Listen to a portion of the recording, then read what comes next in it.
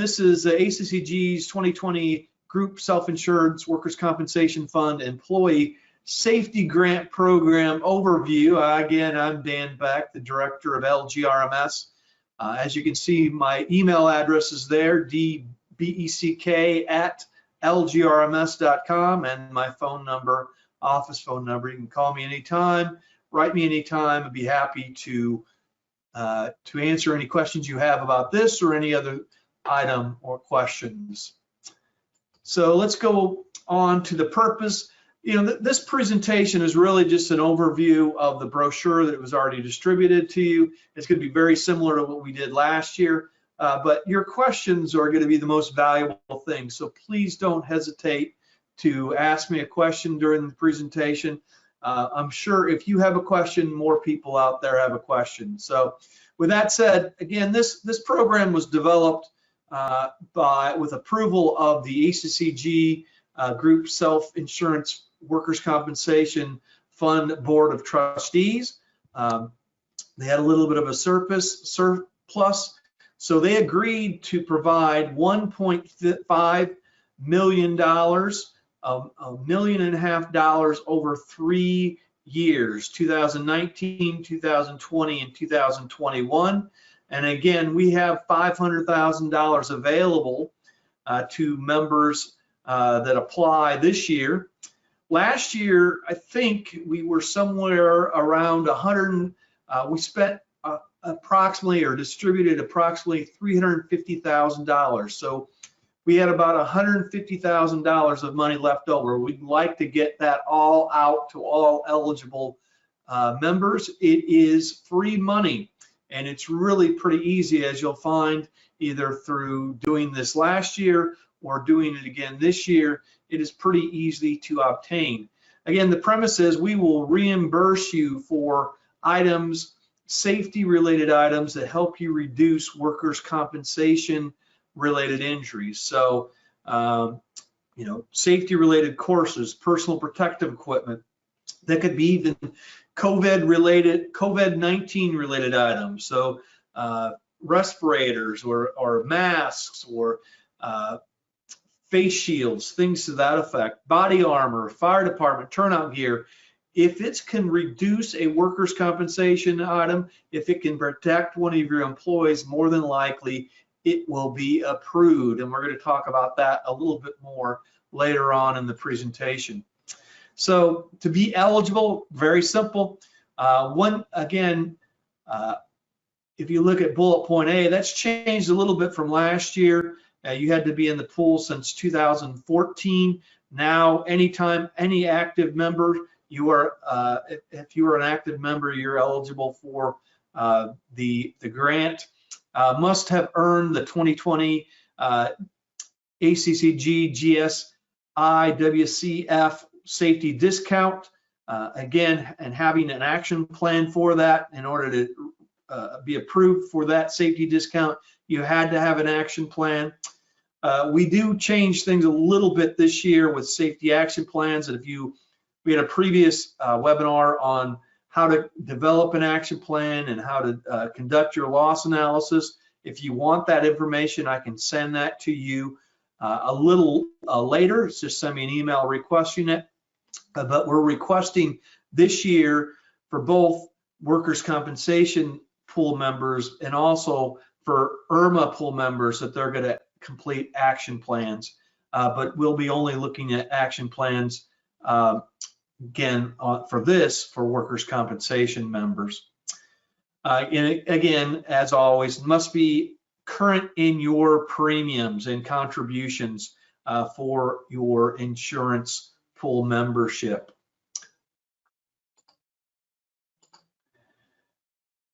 Again, if you want to know what your premium is, you can always send me, well, let's see, I think I missed a slide. This is a slide. So this grant will be reimbursed approved items according to the schedule. So you'll be approved up to a certain amount based on your premiums. And again, if you pay over $500,000 in premiums, you'll have $10,000 and so on. It'll go through those particular ranges. I'm not going to go through that particular amount. The grant funds will be distributed on a first come, first served basis, or a first come, first approved basis. So and I think, again, they're allocated based on, I think there's going to be money for everybody to get the money that they're looking for. That's how we've attributed that money in the first place.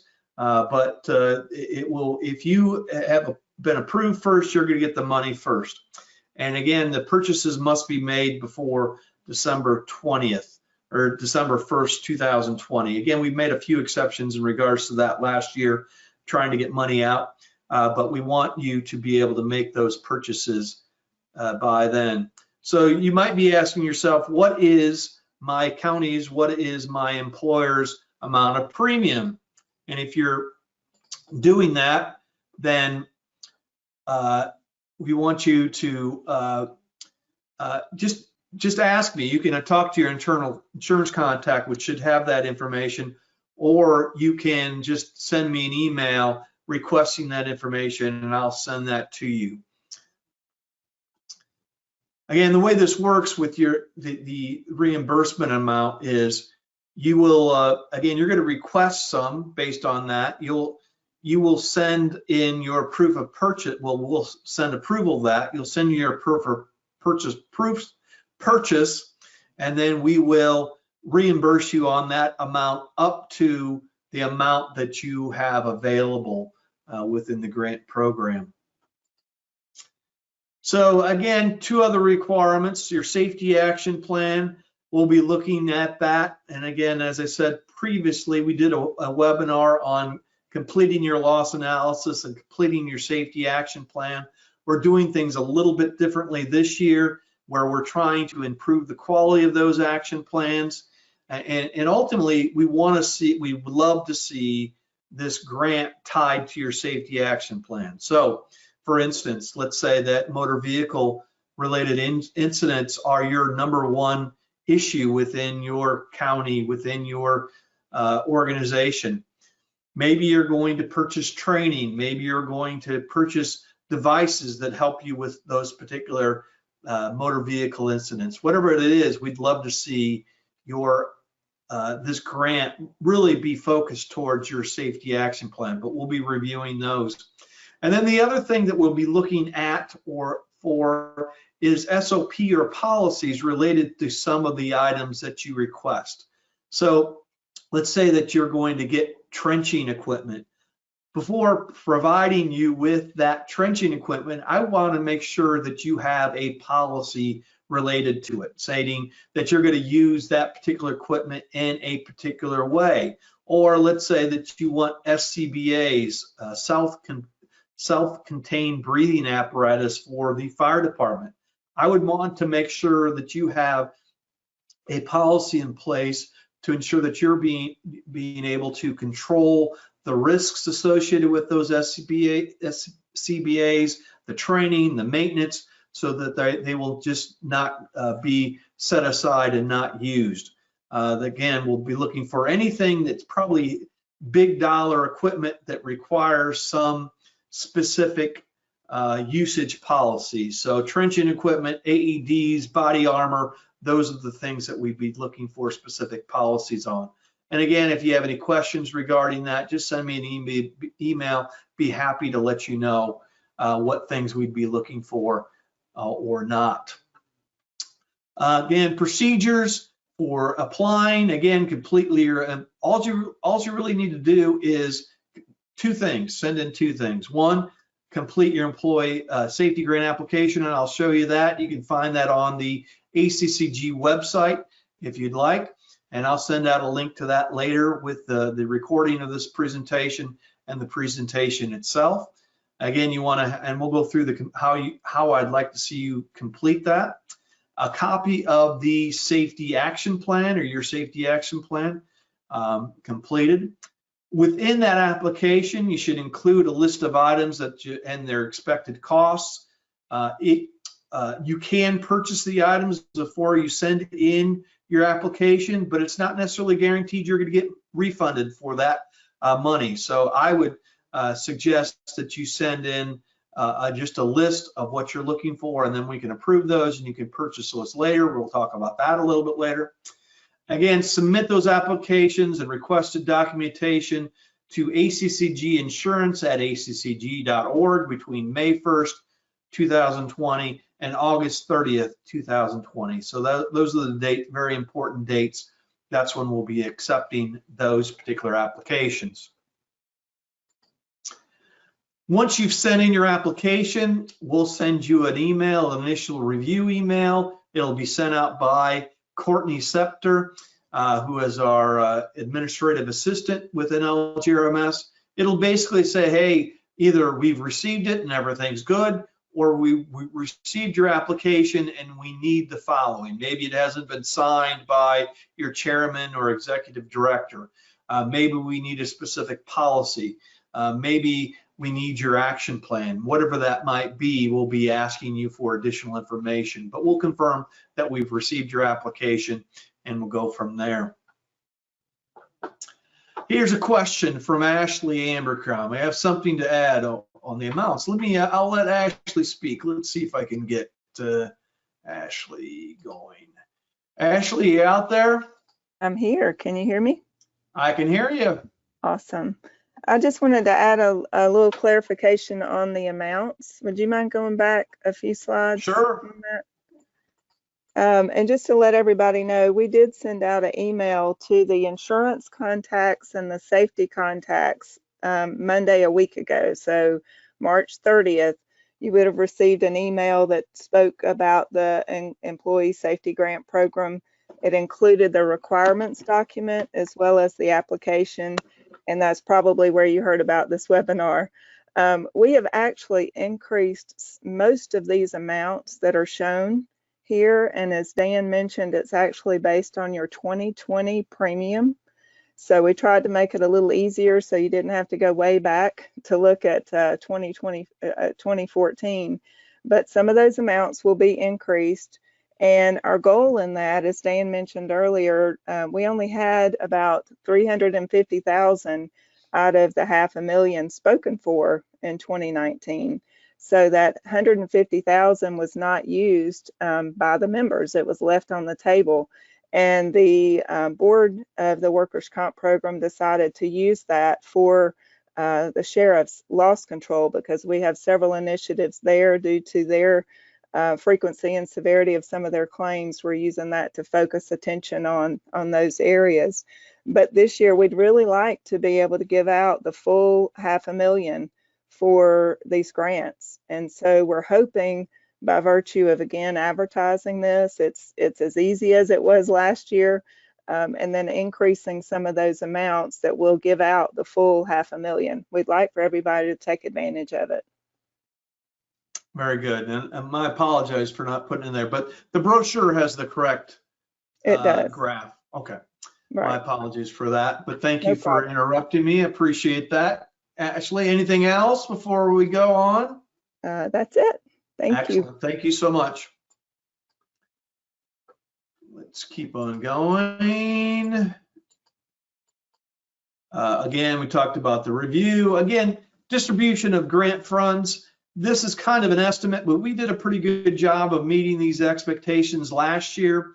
So within 2 weeks of you submitting your application, getting that online, we would be able to, again, process and take a look at that information and give you feedback in regards to that. Here's a question.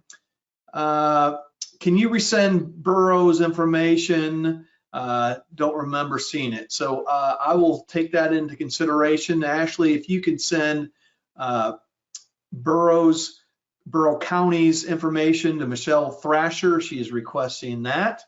And I'll try and take notes for that also.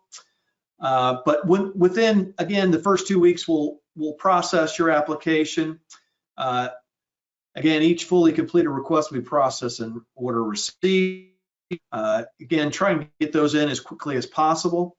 Once we've received those, within 2 weeks after that, I will schedule a meeting with Ashley and David Allman, the Deputy Director and the Director of Insurance and Property for ACCG. We will review those particular items that you've requested and your application, and determine if those meet the requirements of the program. Again, at that point in time, I'll send you an approval letter of those items, and we'll talk about that in just a little bit, what that's going to look like. Again, if you've already sent in your purchase items, I might be asking you to send more documentation in, so you can just resubmit those purchase orders if you've already purchased the items, or just remind me, hey, those were submitted within the application themselves. Again, we want to see those in before December 1st. Again, after we receive those proof of purchase documents within 3 weeks, we will send you or within 3 weeks of receiving those paid invoices or proof of purchase documentations, we'll get you that check, reimbursement check to you.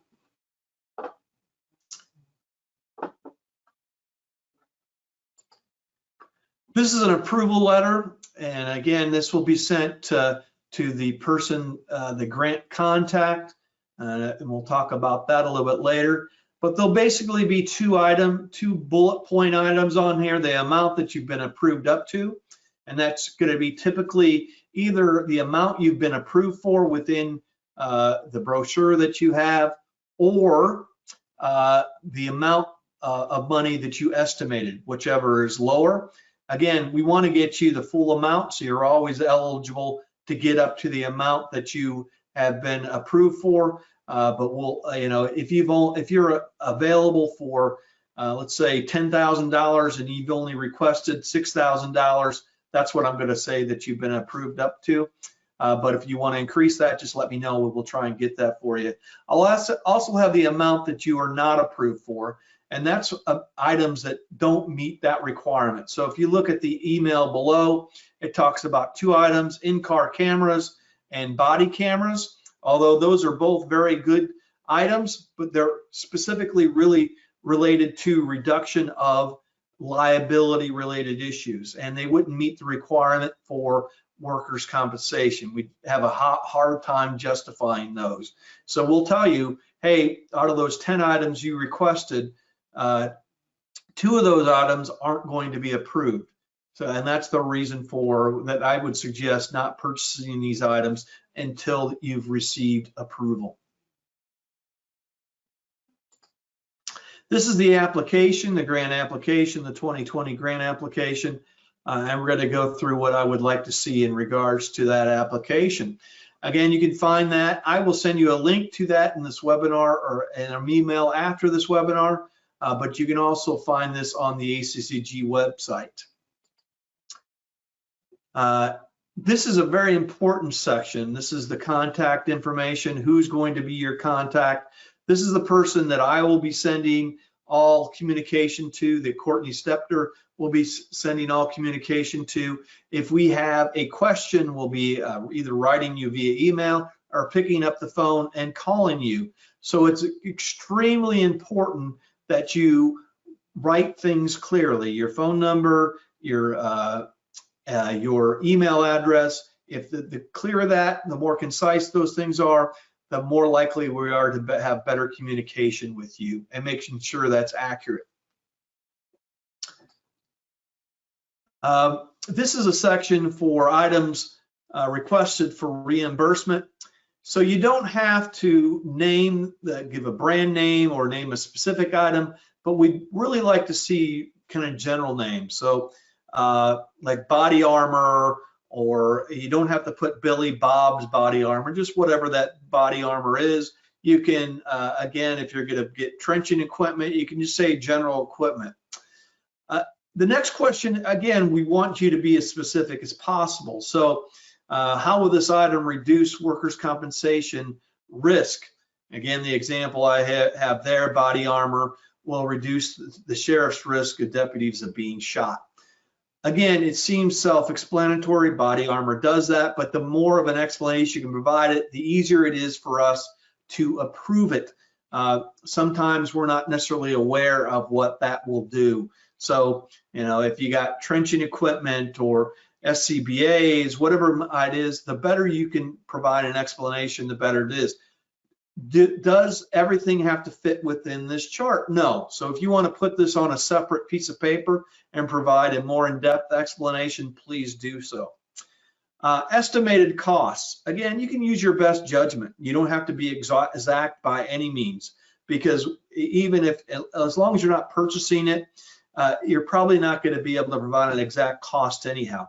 Sometimes we want you to be able to get the best value you have. So let's say that you get approved for the purchase of body armor, and the original vendor that you had said it's going to cost $500 a vest, but you were able to go to another vendor and get it for $400 a vest, and you're able to get more vests. Well, then that's great.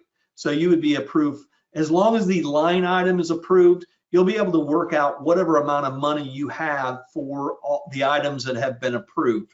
For instance, let's say you have $10,000 approved, and you requested body armor, and you requested some type of ergonomic equipment, and the ergonomic equipment you thought was going to be $6,000, and the body armor you thought was going to be $4,000. But you found out the ergonomic equipment is actually only going to be $5,000. So you have an extra $1,000 to spend. So you can spend that on body armor if you'd like, or potentially spend it on something else. And what I would ask you to do, or I think from a strategy putting this together, is versus trying to prioritize it before you send it to us, send us a list of things that you would like.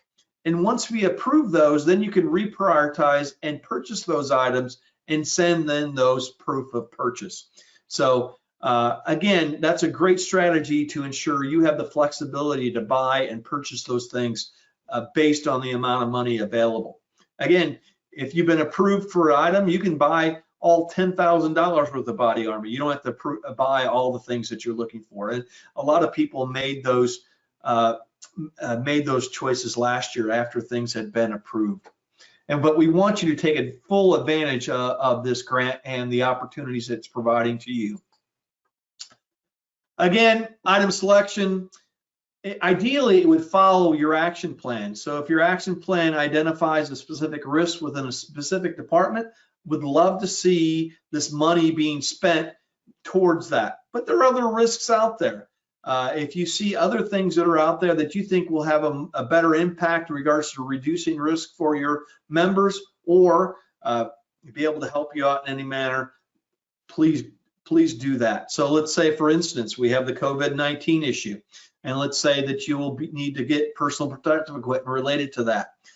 That might be something that you would want to put on this list. Those are items that we probably more than likely would approve pretty quickly. So let's say that you're concerned with an item, you don't know if it's going to be approved or not. Again, if you can make the statement, this is how it's going to reduce workers' compensation costs, more than likely, or workers' compensation injuries, more than likely it's going to be approved. But if you want to know for sure, send me a note and I'll give you my point of view on whether I'm going to recommend it to be approved or not. Again, we're looking for things that reduce big risk reduction. Would rather not do small items. Again, a lot of times people in the past have put $100 here, $200 there. Would rather look at pretty big ticket items, things that are going to have an impact to reducing your overall budget. And that's what this grant is for. Again, what can impact the most? It should be what can reduce the risk of your employees the most. Again, body armor is a great thing. Turnout gear is another great thing. But anything that's related to your action plan is more than likely going to have an impact on reducing the trends you see within your organization's risk profile. Again, once approved, you can prioritize. As I said before, I would put, if you're approved for $10,000 or you're approved for $5,000, if you're approved for $10,000, I'd put $20,000 worth of items on the list. If you're approved for $5,000, I'd put $10,000 worth of items on the list. That way, once we've approved those, you can prioritize them afterwards. Again, your safety committee and risk analysis, get your safety committees involved. This is a great way to get involvement. If they have the ability to help prioritize, based on likelihood of the event occurring or severity of the incident being taken away. Those are great processes to get people involved. That will give them power, that will get them engagement, and help both on the culture perspective as well as the physical risk reduction related to the purchase of those particular items. The application grant, also the checklist, we wanted to see it signed. So again, we'd look for the chairman to sign, the executive director to sign. The purpose behind this is really twofold. One, a lot of times different departments will ask for different items. We want to make sure somebody within power, within your county, within your organization is able to say, hey, this is the direction we're going to go with paying for this, versus, hey, the fire department was the first one to get their list to us. Now the sheriff's office gets their list. Who's going to get it first? So we want one application, we want one grant application submitted, and we want somebody of authority within your organization to make the call in regards to where this money goes. And that's the premise behind this also. And again, important dates. This is a slide that when I send this to you that you want to print off and keep this in your little booklet. Again, to be eligible, the employee grant application must be completed between May 1st and August 30th of this year. All purchases are to be made by December 1st. We recommend you purchase items after approval. Again, you're going to submit those to the ACCG insurance at accg.org with an email subject line, Employee Safety Grant Program. Originals are not necessary. You can send all copies in. The opportunity to receive these grant funds is just one of the many benefits of being a member of the ACCG Workers' Compensation Fund. Probably the best benefit is webinars that I provide and the jokes I provide within those particular webinars, but this is a good benefit also. Should you have a question about the grant program, please contact me, Dan Beck, at that particular number, or my email address, or Ashley Abercrombie at her phone numbers or email address as attached. So does anyone have any questions? Somebody asked, are jokes extra? Typically they are not, but I charge people that don't laugh at my jokes. So those are the people that I remember those, and whenever I get a chance to charge, I will charge extra at those people that aren't laughing at my jokes. And that is sometimes so that it requires some fake laughter. Can we get a copy of the PowerPoint?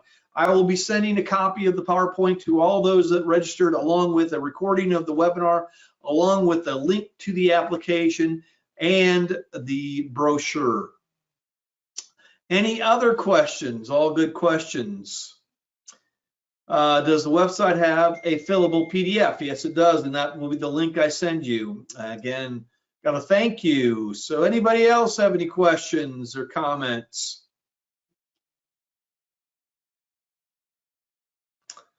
Well, with that being said, I thank you all for your time. I really appreciate it.